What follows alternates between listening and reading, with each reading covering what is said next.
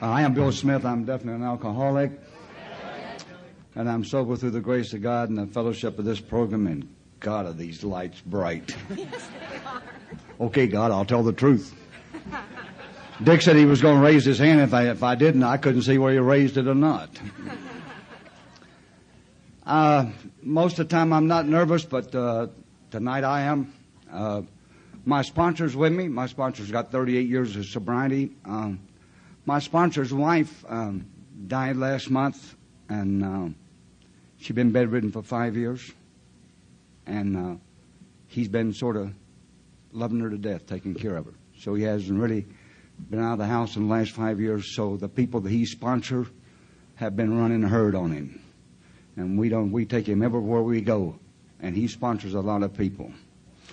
You got some better speakers than me coming up, but none of them is put together as good as me. Thanks, Dick. I'm put together better than most of it, and if you give me a couple seconds, I can prove it.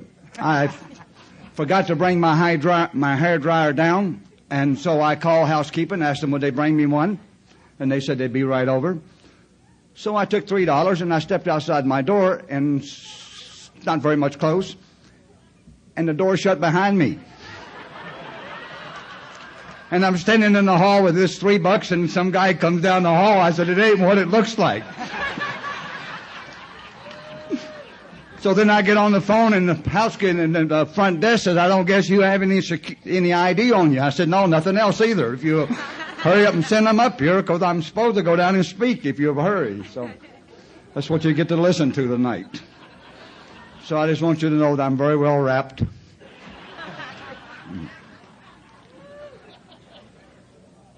I got a great honor in riding down from Las Vegas to here with my sponsor. I love my sponsor very much. I turned my will in my life over to the care of Ted Davis, and he very slowly turned it over to a very loving God and the people of Alcoholics Anonymous. It's just the way it was. He told me to make sure I talk about the disease of alcoholism. I told him I was really nervous. He says, and I got a routine I do. I work out hard. I run. I eat right. I try to do everything I can and get a lot of rest.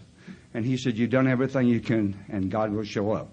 And I'm counting on that. And that's just the way I live my life. I just think if I do what I'm supposed to do, this loving God I have in my life will take care of everything else.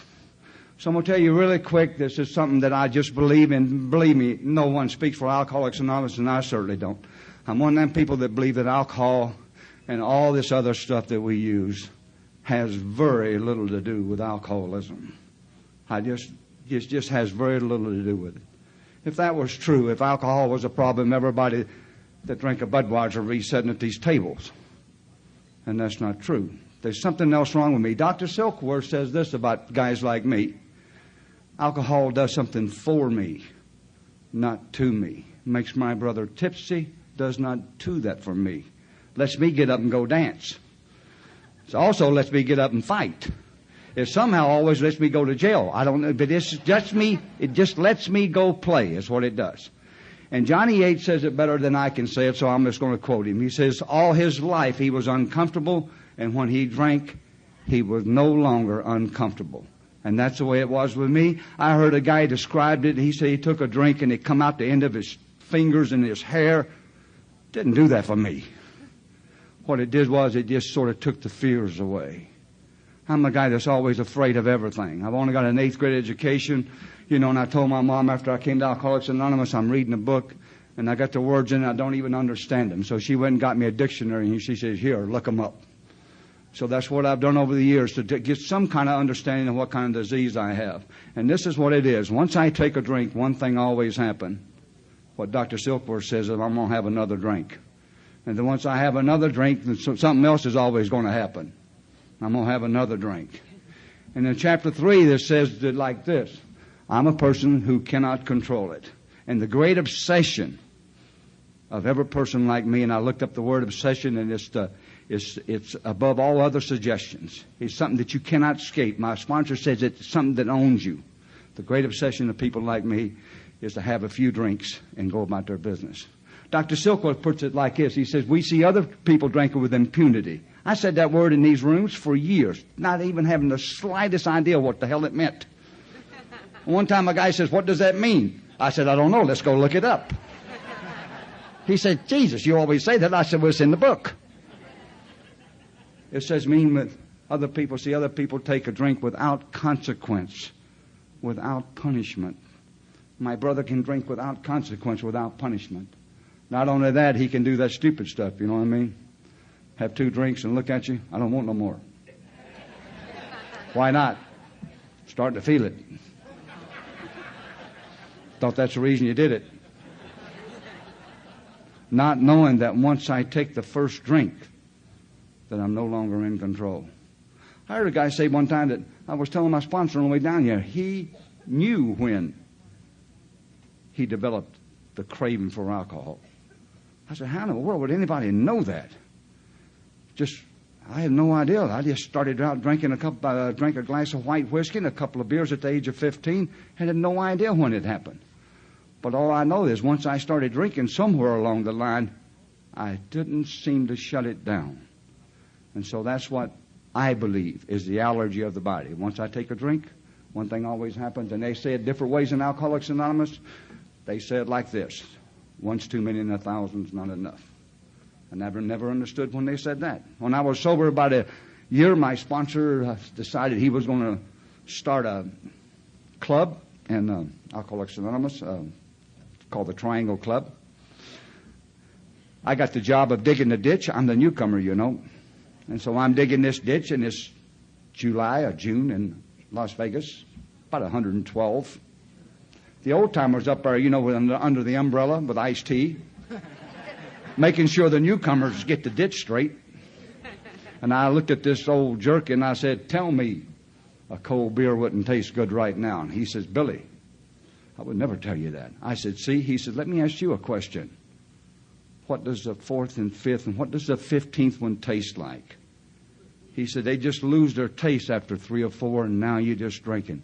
What does the 15th one taste like? And I said, wow, that's right. He said, when did you ever have a cold beer? I said, oh my goodness, back to digging the ditch.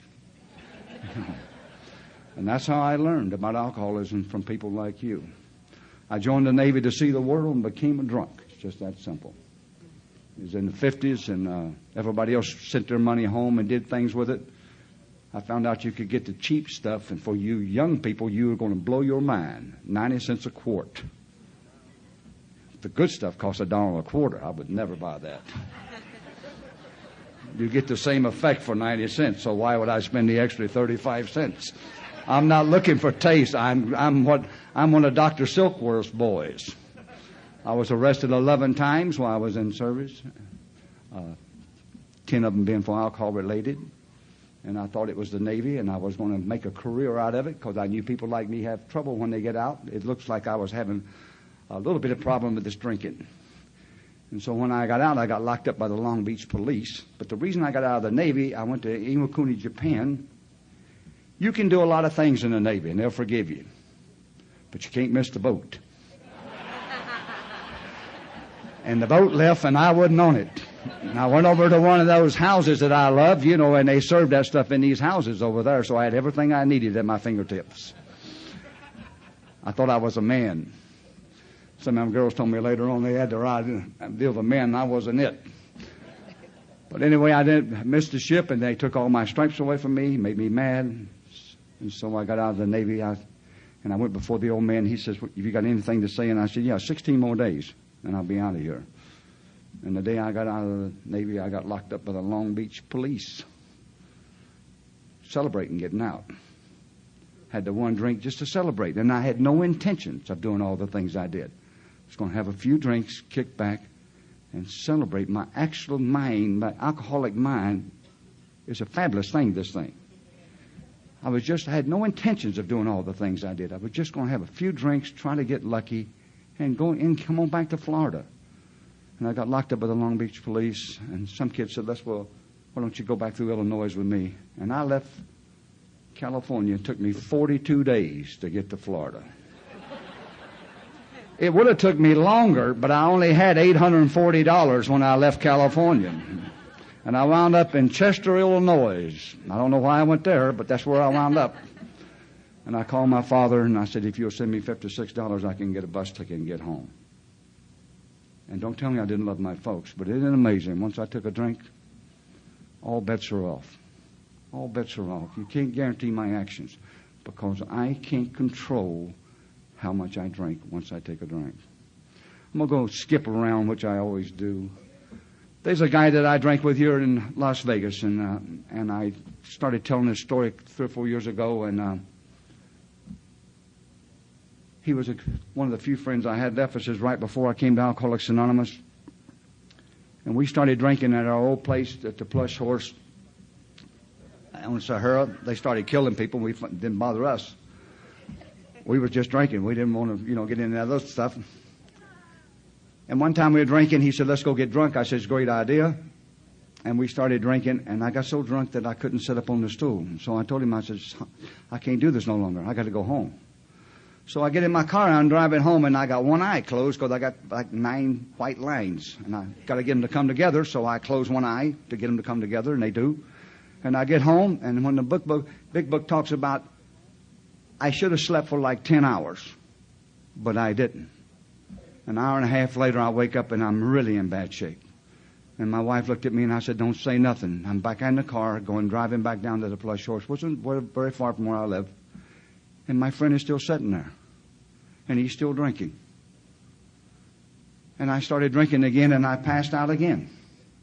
And I woke up, and he's still drinking. And I thought, God. And so finally they said I wound up in a stool in a booth, sleeping in a booth, and he finally went home.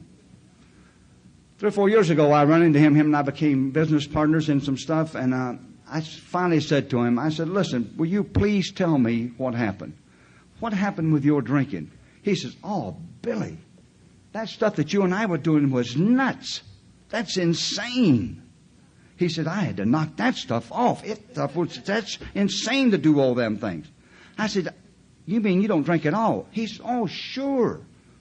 When we go to Europe or someplace like that, we have a glass of none of that crazy stuff like you and I did.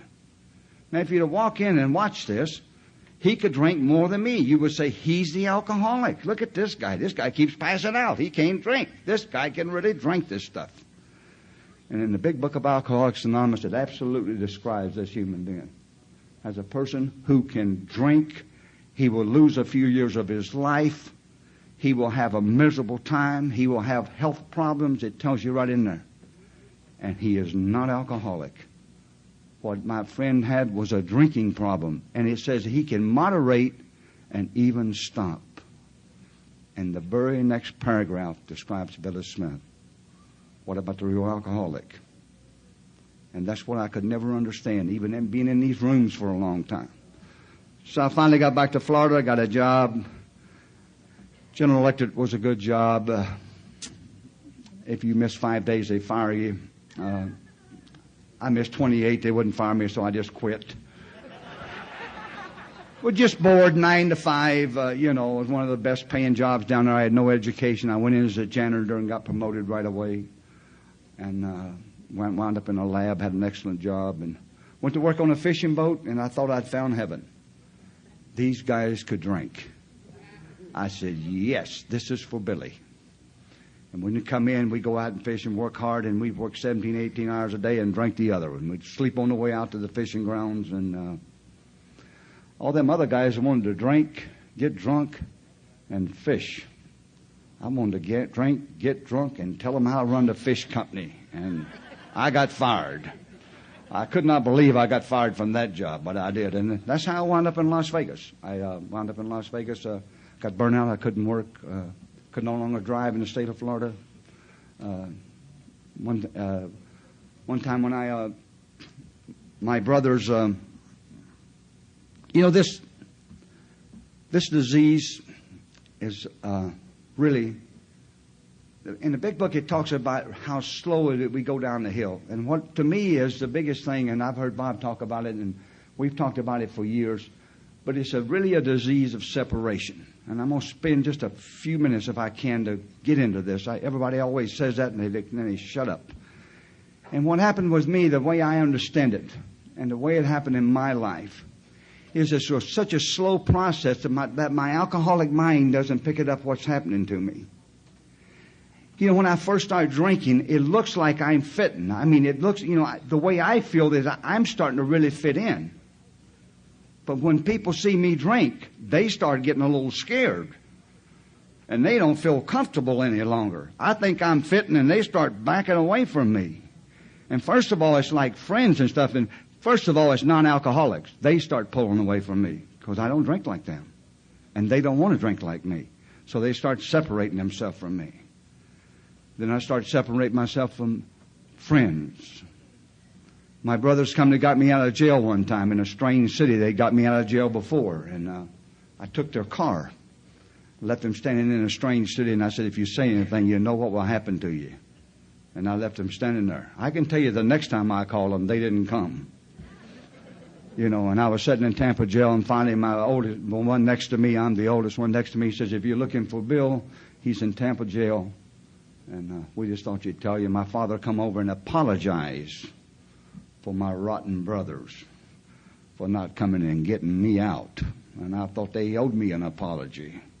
But they didn't want to be left in a strange city anymore with no car.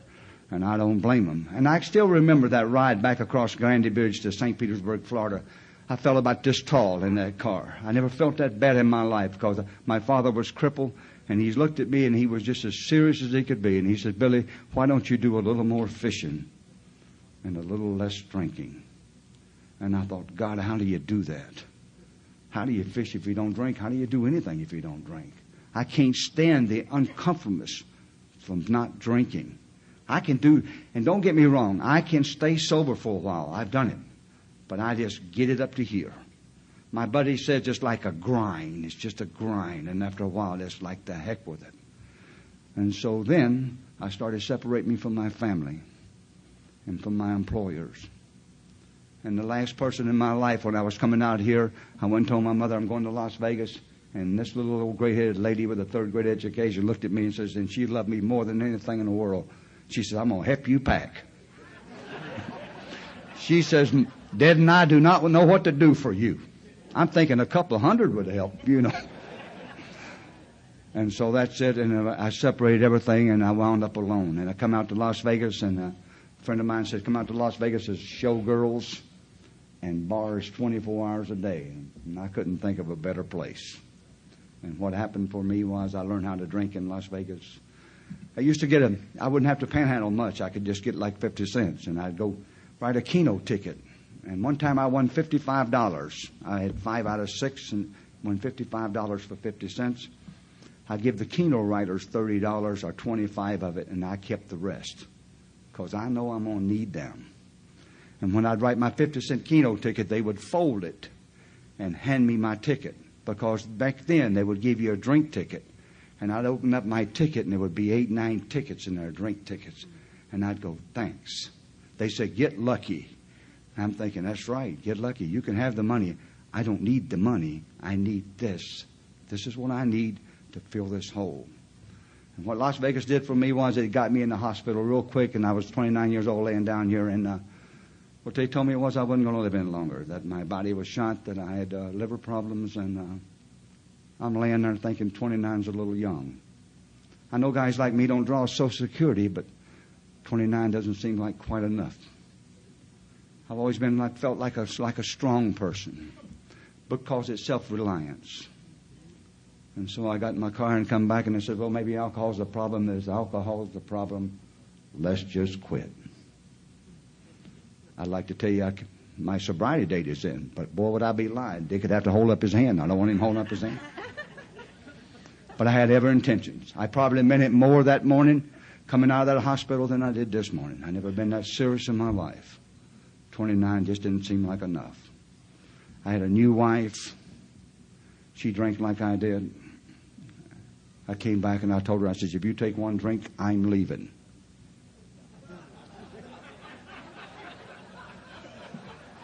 You don't understand that? If she takes a drink, I'm going to take one. I'm smart enough to know that. She said, let's try quitting together. She said she was an alcoholic. I've never said that. Never. Said I hadn't got enough money.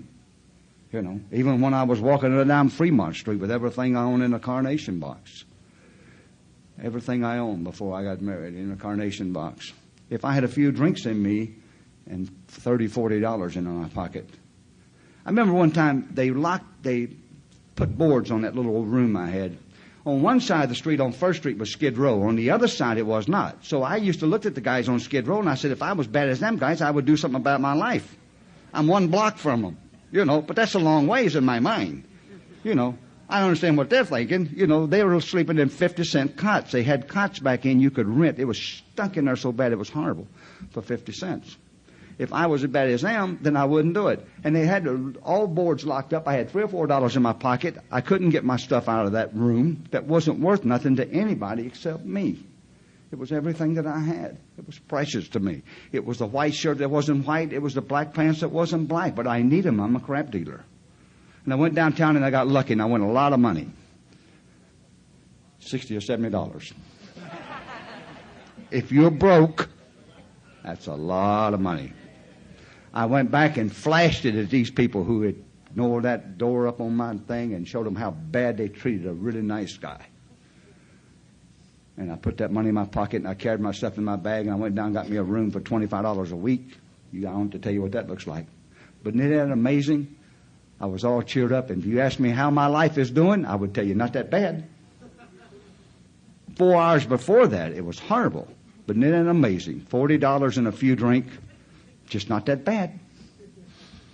Shoes with holes in the bottom of them. So I came back and I told her, if you take a drink, I'm leaving. And so her and I together started white knuckling it. Now, that sounds good, except there's another part of that. They put me on a drug called Sponzuli. I looked it up. It says to keep extreme alcoholics from shaking. Do you know I seen that word? It didn't even bother me. It's like they're talking to somebody else. I wonder why he gave them to me. I guess my stomach is bad. I had a bad stomach. He told me that. The word alcoholic I didn't even see. My alcoholic mind cannot pitch it up. The mind I have never sees the picture. Even now it doesn't see the picture. I just got to keep doing this thing. And so I started using this stuff, and I remember one time I ran out and I panicked. I told her to get on the phone, call this guy, and have him send some more. I white-knuckled it for, some people say 8 years, some people say 6, so I say 7. I'm not sure. But I stayed sober on my own. And so I knew I can't be an alcoholic. No alcoholic can go that long without drinking. If you're new here tonight, maybe there's a person in here in their first 6 or 7 years like I used to. Every now and then I go, I'm not a real alcoholic. Not a real one. I know if I drink and stuff, things go, but not a real one. Because I still didn't understand the disease of alcoholism. I just couldn't understand it. I couldn't even understand what obsession meant. It means, it supersedes any other idea. Once I make up my mind to drink, nothing gets in the way. You can't stop me once I do that. But I just couldn't understand it. So I went like 7 years. And the morning I got up to go play golf, my life was probably the best it was in years. I had a little boat, a truck. I had a daughter, 6-year-old daughter, 7-year-old daughter, 6-year-old daughter. My wife thought I was pretty neat. The neighbors didn't have anything to do with me. Not only did I lost all my friends, I lost all my acquaintances. Because I was telling everybody, I'd go down to Plush Horse and tell them, you guys need to straighten your life up. Look at this. I can drink ginger ale and everything. All I know is if you go in the barber shop long enough, you get a haircut. And so one morning I went out to play golf, and the last thing on my mind, I would have bet you everything I owned against 5 cents I wouldn't have took a drink that day. And I'll tell you something. When I'd moved up in class, I was playing in a tournament. It was 4,000 first prize, and I was in 3rd place. And I was playing the best golf of my life. And I was playing with the 2 Mantle boys and another acquaintance of mine. And all Roy said to me was, I told Roy, I said, look how I'm sweating. It was June. I said, it's hot. I'm sweating. And he says, no wonder you're drinking all those Cokes. They're just full of sugar. Why don't you have a beer? And I said, why didn't I think of that? I haven't had one in 7 years. And they give me a drink, and I had it. And I tell everybody I putt better. I don't know if that's true or not. And I had another one. And the worst thing in the world that you could dream of happened to me. I didn't want another one. And I went home and told my wife, I says, look at me. She says, what? I said, I had 2 beers at the golf course. I'm not drunk. I don't want another drink. There's nothing wrong with me. I wasted 7 good years of drinking. She says, I know one thing, you're nuts. I know that. I says, look, I'm telling you, Inga, I had 2 beers. Nothing's wrong with me. I don't feel bad. I don't want another drink. My neighbor says, I hear you had a drink at the golf course. How about coming over? I said, hell, I'll be right over. And I had 4. Boy, if you knew here, and you go back out, I hope you get fired. I hope your lady kicks you out. I hope nobody talks to you. I hope you wind up in a Skid Row detox center. Because if it don't, maybe the same thing will happen to you happened to me. There's nothing wrong with me. The alcoholic mind, right before I picked up that drink, it didn't say, Billy, why don't you have a couple of beers at the golf course? 14 months from now, you're going to have a 9mm laid in your ear. You're going to be trying to commit suicide for a straight month. It didn't say 3 weeks from now, you're going to be a falling down drunk again. Worse than you've ever been. It didn't say that. Alcoholic mind never gives us a picture. Absolutely not. It's the most cruelest thing there is. It just, it's like, I will feel better, maybe I'll pet better. I don't think I did, but maybe that's what it told me. I don't know what it really did tell me. If I read the big book of Alcoholics Anonymous, this is what it says. If we're really honest, we don't have the slightest idea why we picked it up. We might come up with all kinds of excuses, but we don't have the slightest idea why we picked it up. I don't have the slightest idea other than I have a disease called alcoholism, and once the obsession sets in my mind, you can't turn it off. I must drink, and my sponsor says once I drink, I have to take this thing all the way down. And that's the thing that really just destroys people like us. The big book says that maybe some of us could quit earlier. My sponsor says if you're a real alcoholic, he's not sure about that. It reminds me of a story. A guy takes a dog into a vet. And the vet lays the dog up on the table and he looks at the guy and says, sir, your dog is dead. And the guy looks at the vet and says, you got somebody else can look at my dog. I really like that dog. And the vet says, sure do. I'll be right back. And he goes out and gets a cat. And this cat comes in and walks all the way around the dog. And the cat leaves. And the vet looks at the guy and says, sir, there's nothing I can do for you. The dog is dead. He said, well, it's my favorite dog. You got somebody else can look at it. And the vet says, I'll be right back. And goes and gets a Labrador and brings the lab in. And the lab walks all the way around the dog and the lab leaves. And the vet looks at this guy and says, sir, listen, the dog is dead. Guy says, okay, how much I owe you? And the vet goes, $600. Guy says, $600 for what? He says, well, $50 for the office call and $550 for the CAT scan and lab report. If he had quit when he was ahead, he could have got off for $50, but we're not like that. Are you sure I'm an alcoholic? Well, I'm not sure. Let me drink a little more and find out for sure. I got to make sure that, you know. And what happened was I've heard people say, come back in the rooms, go out and drink, and this is what they've said. And I'm not saying they're not telling you the truth. They said that they picked up where they left off. I can tell you from my experience, I did not pick up from where I left off. It was like I had drank for 7 years, because within 3 weeks I was worse than I'd ever been, and I no longer. So now I just give 7 years, and I said, you know, we got to knock this thing off again. And I'd make 4 days, and I would make 9 days, and I'd make 1 day. Dr. Silkworth, in his thing, he talks about the different type of alcoholics, and he always talks about the guy who's always quitting. I said, well, I never did that. That's the one thing that I never did. Thank God I stayed sober long enough to understand what he was talking about. I'm a cramp dealer. I'd get so drunk when I get up in the morning, I'd be so sick, I'd go in and I'd tell a friend of mine who was a pill man, we called him Zook the pill man, and I'd be shaking like this, and I'd say, Zook, look at me. I said, I got to deal cramps. And he said, Billy, wait a minute. He'd go in his little box and get this, and he says, here, take these. And about 15 minutes later, I'd go, oh, yeah, that'll work. And then sometime I'd go in, the book calls them heavy sedatives. You can call them what you want to. I'd go in and I'd be on a 3-day runner. And I'd say, Zook, look at me, man. I've been on 3 days. He said, Billy, don't worry about a thing. He gave me them little whites. I knew what they were. And about 15 minutes, I'd go, oh, yes, let's deal. You know what the sad thing about that is? I wouldn't even ask him what it was. I needed to go from here to here. It doesn't make any difference. I just need to change the way I feel. Has nothing to do with what I'm doing. So in this 14 months, I started drinking, and I'd go home, and I'd tell my old lady I'd be coming home, and I'd want to stop by and have a couple of drinks. And she'd call me up, when are you coming home? And I'd just hang the phone up on her. So then I started trying my best not to drink, and I drank in spite of it. Now I don't want to do it no longer. In the big book of Alcoholics Anonymous, this is what it says for Billy Smith in chapter 11. There'll come a time when you can't live with it, which means it's not doing for me when it did when I was 16, 17 years old.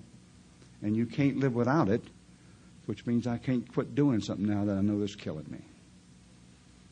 I got to the point where you could no longer make me feel good. You couldn't say, Billy, you're okay, because I knew that wasn't true. Billy, you're going to be all right. I said, no, that's not true. This is the way it's going to be. I'm sitting in a bar one day in the plush horse, and an airline pilot come in and sit down beside me. And I started talking to him for like an hour. I asked him all kinds of questions. And when he got up and left, the next guy come in. I was an airline pilot for Eastern Airlines. This guy flew a little one. I flew the big one. God, I wanted to be somebody. I didn't want to be what I was. I could no longer stand myself. I looked in the mirror, and I knew this is not what your mother and father raised. This is not it. And I didn't know what to do about it. And you know, I just come to that point. And so sober again, clean and sober, not clean but sober, without as physically sober as I am right now. I take a 9mm, and for 30 straight days, almost 30 days, I'd take it on the front yard and I'd load it and unload it, and I'd put it to my head and I'd stick it in my ear. And one morning I thought, your mother's going to think she did something wrong, and she hasn't done anything. And thank God I pulled it away. Had a girl that was in the 7th grade. In the 2nd grade, she was having massive problems. You're not supposed to have massive problems in the 2nd grade. And I'm thinking, I'd read or heard, if you do that, somebody else in your family would do that. I've read what is the most selfish act you can do. But I can no longer stand the pain. I cannot stand the pain of sobriety. And I still can't. Without Alcoholics Anonymous, we've got lots of friends. And one of them I'm going to talk about. The 23 years of sobriety that went and did that. And so I could just no longer do it. And I think this loving God said, I think he's ready. In October or somewhere in the fall of 1975, there was a roundup in Alcoholics Anonymous. And my ex-wife told me she was going to take me to a dance. And she took me to an AA meeting. And I thank her to this day for lying to me. I called her before I left. She's had an operation. I make sure that she's okay. We're just friends, and I want it that way, and so does she.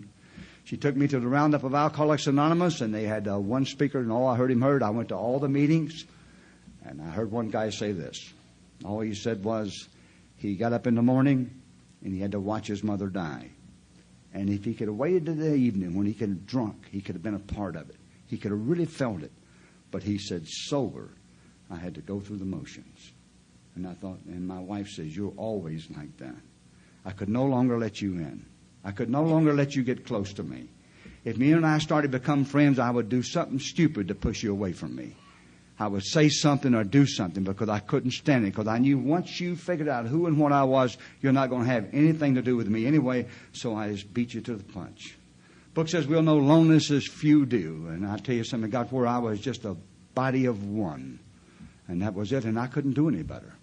But what I did was I started going to a thing called Alcoholics Anonymous. I didn't go on that Monday, and I started going to Tuesday. I just told my wife I'm going to an Alcoholics Anonymous meeting.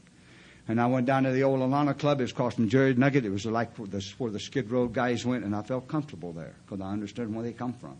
And I sat in the back of the room, and they say, any newcomers without under 30 days? And I'd raise my hand. And I say, my name is Bill. And they'd all stare at me. And I'd stare back. I thought, come on over, little buddy, and we'll talk about it. And when the meeting was over, some of them guys would come by and say, you keep coming back. And I thought, what for? You know, you definitely don't have anything I want. Most of them were saying, can you give me $2 so I can get a pack of cigarettes? And I just started going. And on my days off, I'd spend a whole day down at the Lana Club. And I didn't drink. I'd sit in the back. They said, get a sponsor. I said, in your life, I'll let some guy tell me what to do.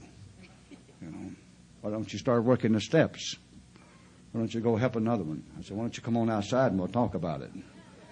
And so from a distance, they'd go to me, keep coming back. We had a guy back in Vegas that just died. He said he'd been happy since the day he'd been in Alcoholics Anonymous. That is not my story. I got locked in the pissed off position and couldn't find the key. And I stayed there, and I'm still sort of defiant and stuff. But I did the one thing necessary if you're new here. I still did not understand the disease of alcoholism. And I've said this before. I caught the disease of alcoholism from loving people like you, with people who have tolerance like you, and people who have love like you, who didn't say, you don't raise your hand and say you're an alcoholic, you have to leave. And that's the people that's in. I got 365 days not drinking, locked in the pissed off position. And they didn't get me a cake or nothing. I didn't tell them I was sober a year, because I didn't figure they'd believe it anyway. When I first came to Alcoholics Anonymous, I told my sponsor one time, they saying clean and sober. See, I'd go to the AA meeting, go home and fire up a joint and sit in the corner. I said, turn the music on. I always thought everything that sound better and everything a little better. That stuff made me so damn paranoid I couldn't do anything. I went to a meeting one night and some old lady said this, if you keep smoking that stuff, you're going to get drunk. And I'm trying to figure out who told her, right? She was just making a statement. But you know what happened that night? Billy Smith heard it. There was like 70 people in there, and I heard it. And I went home, and my wife had this stuff all laid out, and I said, I can't do that no more. She says, why not? They said people that do that get drunk, and I don't want to get drunk. If you're new here, I did change my sobriety date because it bothered me, because I am clean and sober since October the 18th, 1975. And so I sealed that stuff up because I know I'm going to need it. And I kept all my seeds and I put it in the refrigerator. Because people maybe you're not alcoholic. People like me need something. And I'm not doing those steps, and I'm not doing Alcoholics Anonymous. And what I was doing, I was dying in the rooms of Alcoholics Anonymous like I see people die every day in the rooms of Alcoholics Anonymous. And that's exactly what I was doing. I'm just on my way out. I'm using the chair for a little while, but I am on my way out. About 5 or 6 months later, I opened the refrigerator and there's that stuff. And he said, what are you going to do with that stuff? I said, I don't know, but I don't want to do that stuff no more now. So I took it, give it to my next door Richard. He thanked me. Come out of the Triangle Club, and I was absolutely devastated. I knew that when I just come from an AA meeting, and knew that when I got in my car, I was not going to get home. Knew that I was done. Could stick a fork in me, I am done. I turned around and Ted Davis was standing there. And I'd heard he had some success working with people like me. And I turned around and I said, Ted, if you'll be my sponsor. And before he could say anything, I'd said something that I didn't even know I meant. And I said, whatever you tell me to do, I'll do. And I didn't know I meant it. And what he did for me was he got me involved in Alcoholics Anonymous.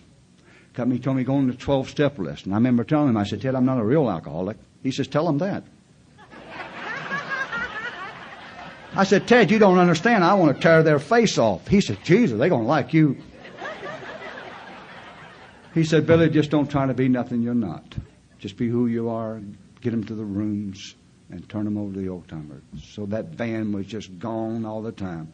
I found out later on they had a little check by my name down at this 12-step list. They just called me. They wouldn't bother nobody else because I'd get up and go, And on page 102 at the bottom of it, if you read, it's just what it says. It says, we go into solid places, which means horrible places. And God sees to us that no harm comes to us. And I've been in places that I would not even go in drunk. And I've not ever even come close to having one hair on my head ever touched.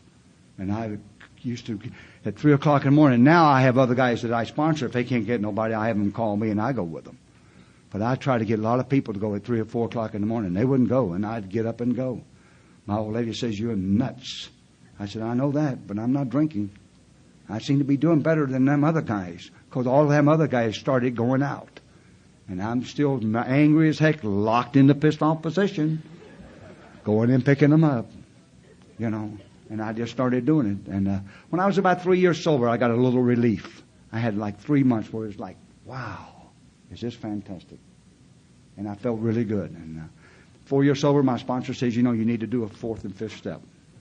And I tried writing, it wouldn't go on paper. And he says, there's a retreat up at the lake. I want you to go to it. And so I went. It was Father Don Lynch. God rest his soul. I just loved him. He did some things for me that and I'm raised in the South. You know, we didn't like Catholics. We didn't like blacks. I didn't know why, but we didn't like them. You know, I liked them, but they said we don't like them. So they said Catholic was a false religion. They drank wine and smoked. And I was raised, when you get up in the morning, you're wrong. You know. And so we went to see Father Don Lynch, and I heard him start talking. And I told my wife, I said, he sounds more like a drunk than he does a priest. And that's what he was, a drunken priest. And he told me something, and my sponsor and I was talking about it, and he told me, he says that, I know you was raised in the South with those religions. He says, how does this sound? I know you was told you had to love God. And Don says, I don't believe that. I said, no kidding? I like him already. He said, what do you think about this? God put you here to love you so you could love another human being. He said, we got to have God, but we got to have 2 more people. I said, wow, that's what Alcoholics Anonymous is about, Don says. One person talking to another person. The triangle. And I, real slowly, when I went home and took that pencil, and it was amazing how easy it went on the paper. And then he started telling me when we're going to do the 5th, and I kept putting him off, and I was putting him off. And I said, I haven't finished the 4th yet. And about 16, 17 months later, he said to me, Billy, get on with it. Go get that paper and finish it. And I picked up that paper, and I never had to add one word to it. I was just scared to tell somebody what kind of human being I really was. And we sat in the back of the old Triangle Club, and about 2 hours into this thing, I looked at him and I said, Ted, I can't believe I'm telling you all this crap. He said, don't you understand why? And I said, no. He says, because you trust me. And I thought, that's true. I do. So when I did that, he told me what the book says, to go out be by myself. And I went out to the park. I had a tough time with my father. I never got even with my father. I got even with my mother. I was 17 years sober when my mother died. I never got a chance to get even with my dad. It always bothered me. I told my sponsor one time, I didn't even know I told it. I said, my father told me one time he would like me if I wasn't his son. And so when I told him about my dad, he says, remember what your father said. Your father liked you. Let it go at that. And I said, that's right. My father liked me.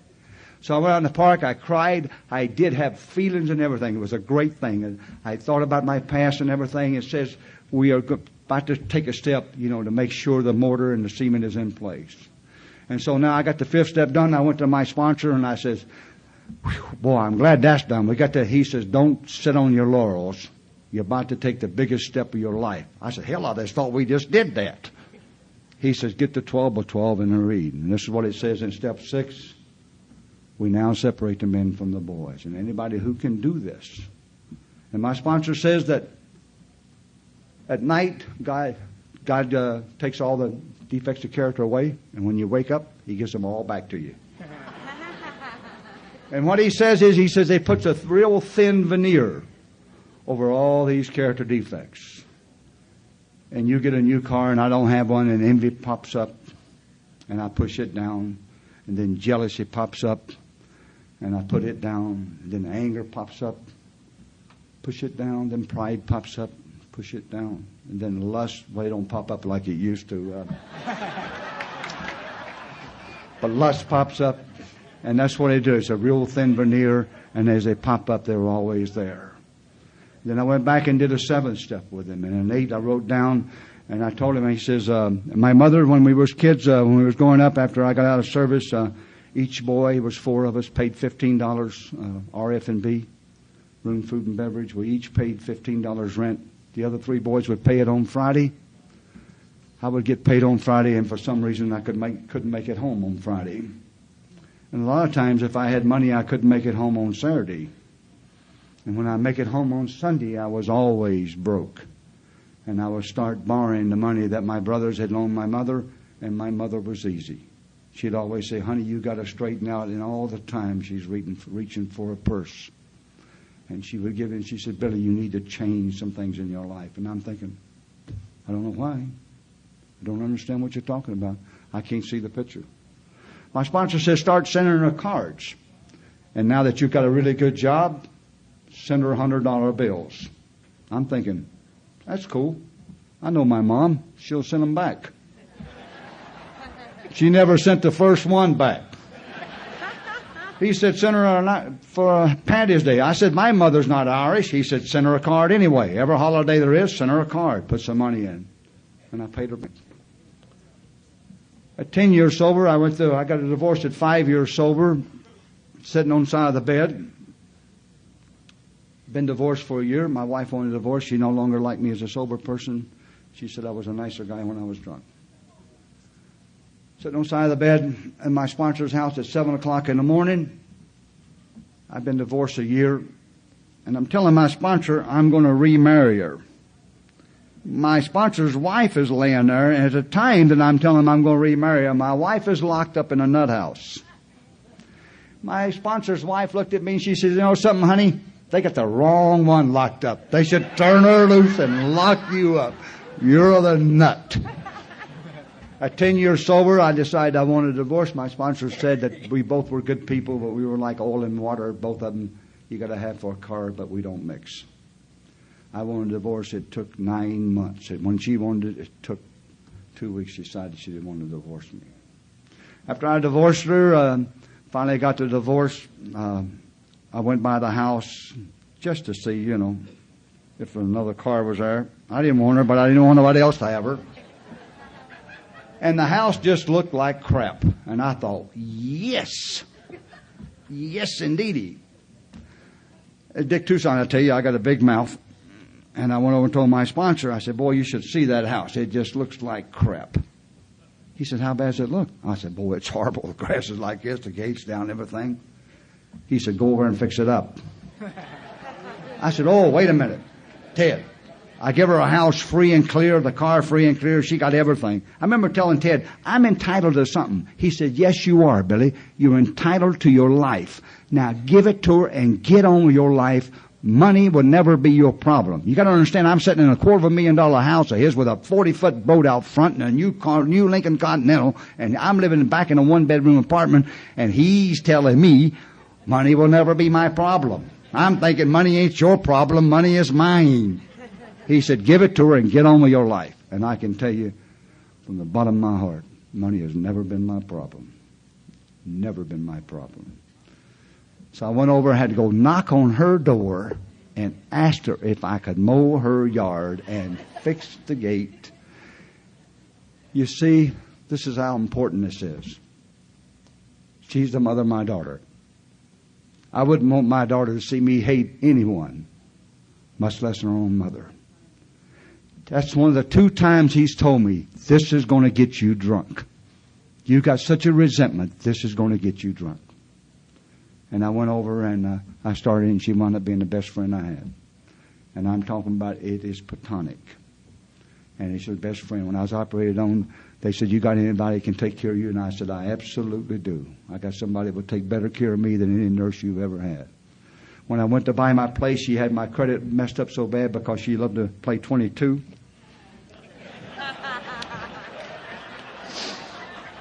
Just like my friend Dick.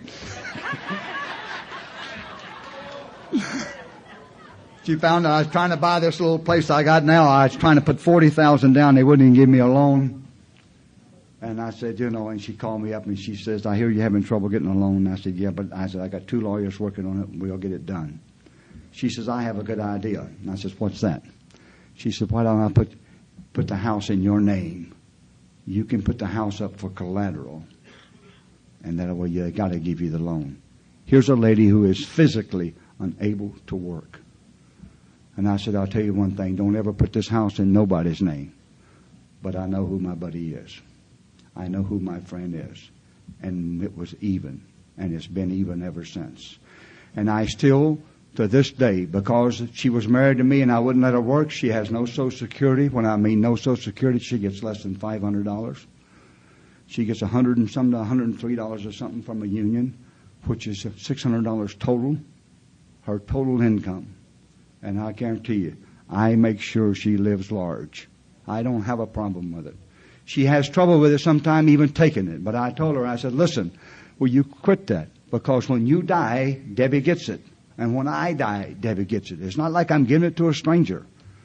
And so we got a great understanding. I'm going to tell you a little something I believe about the thing, and I'm going to shut this thing down.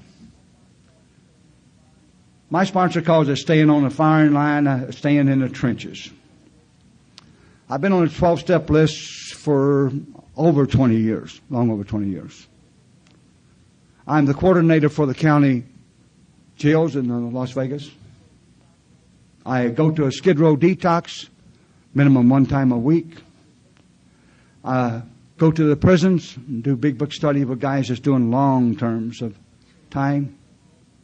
I'm still on the 12-step list. I'm not on it all week like I used to, but I'm off Saturday and Sunday, and I give them Sunday. I'll take one day and give them one. And some of these guys that I sponsor say, don't ever expect us to do what you do. I said, I don't. But a lot of them do. I just started a big book study because the guys I sponsor on Sunday morning, so I'm obligated to that.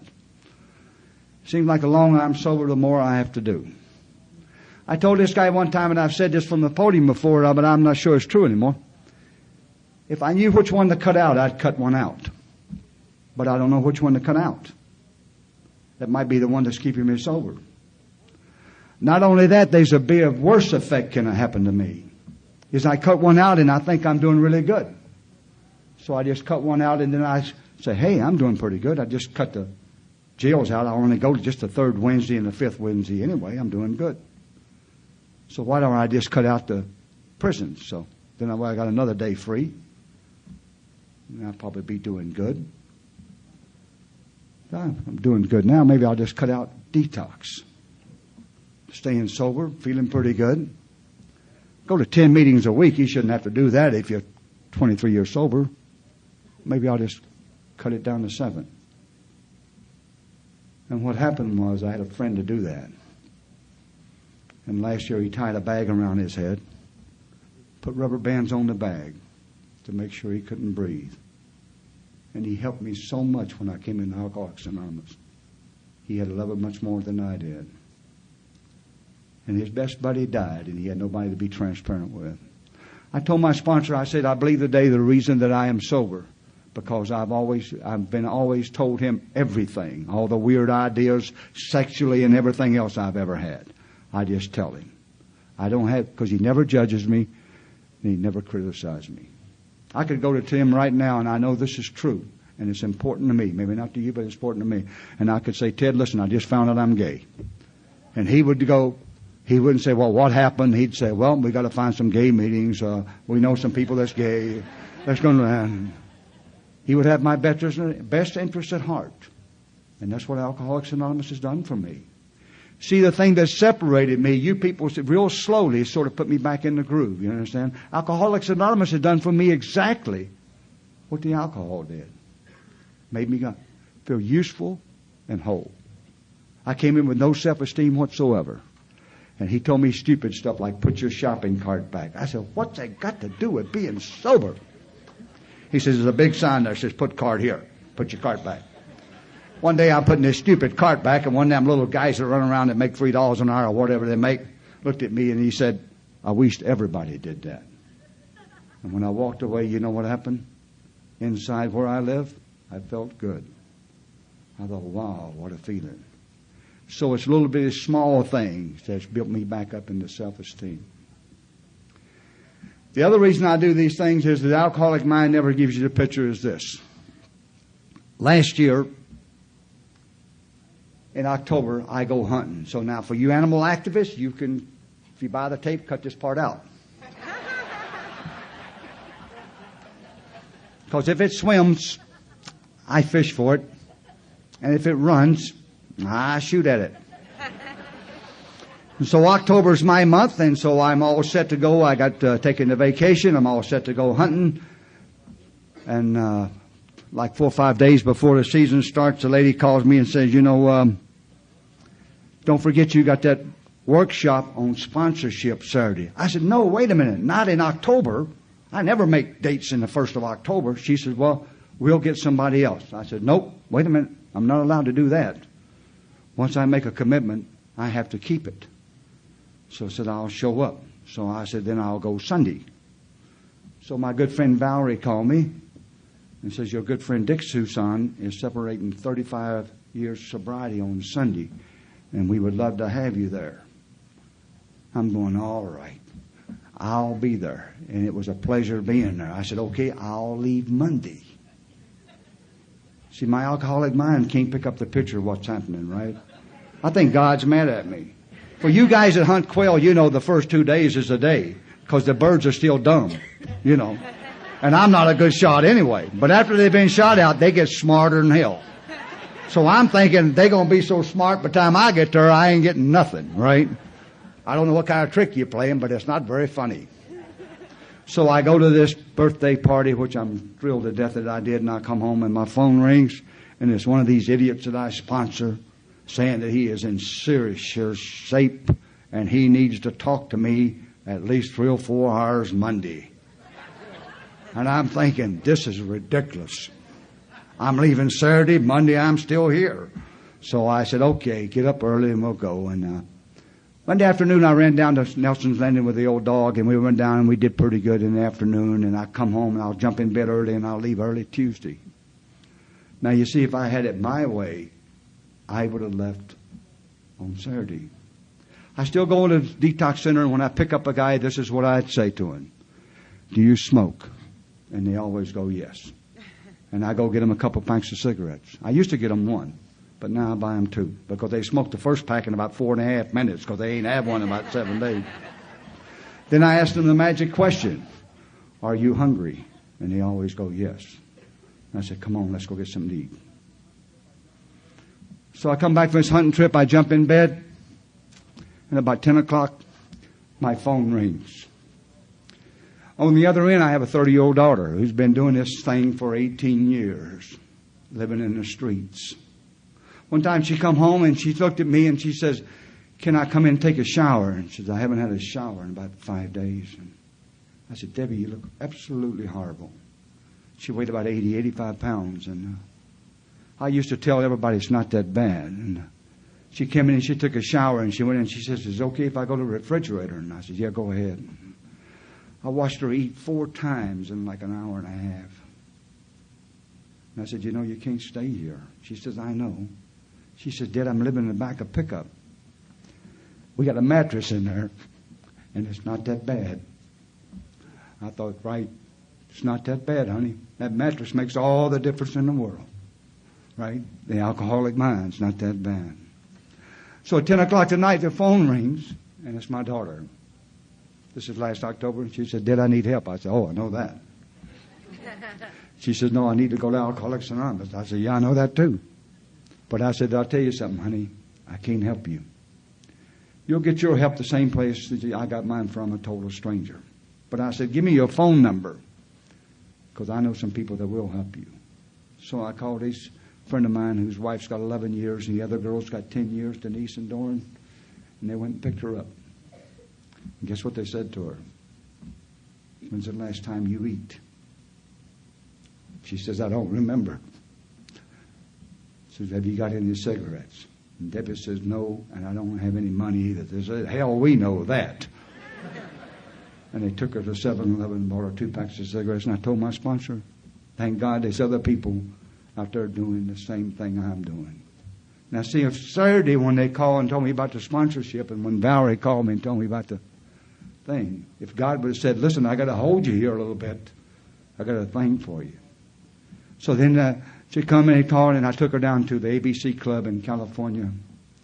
And she stayed sober 100 and some days. And people ask me now, how's she doing? I tell them simply this: she's not going to meetings. But she stayed sober for some. But I would have missed the whole thing if I'd have had my way about it. So what I got to do is I just got to keep doing it. And sometimes it doesn't feel good doing it. I get disconnected in Alcoholics Anonymous. And that has nothing to do with nothing. I just keep doing it.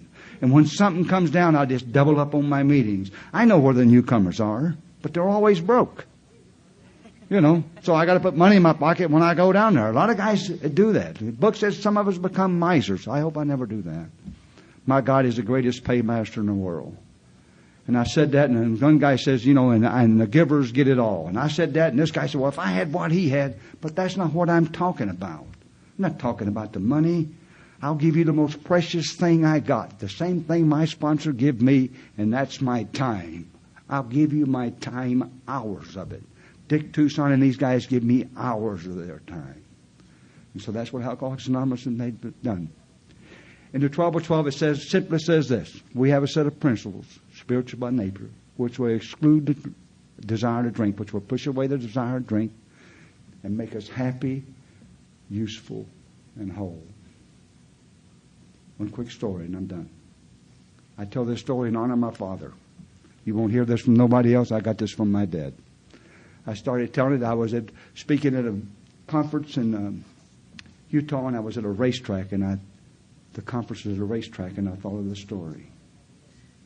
In North Carolina, where I'm from, they have a race every year. And it's like 13, 14, 15-year-old kids. And the winner of that race is like king for a year.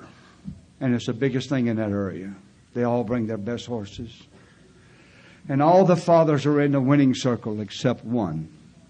One father's back at the barn. And the guy in the barn says, why aren't you out in the winning circle with all the rest of the fathers? And the father looked at the man and says, listen, if my son wins this race, he won't need me. But if he loses, I want to be here for him. And I'm glad you were here for me when I got here. Thank you very much.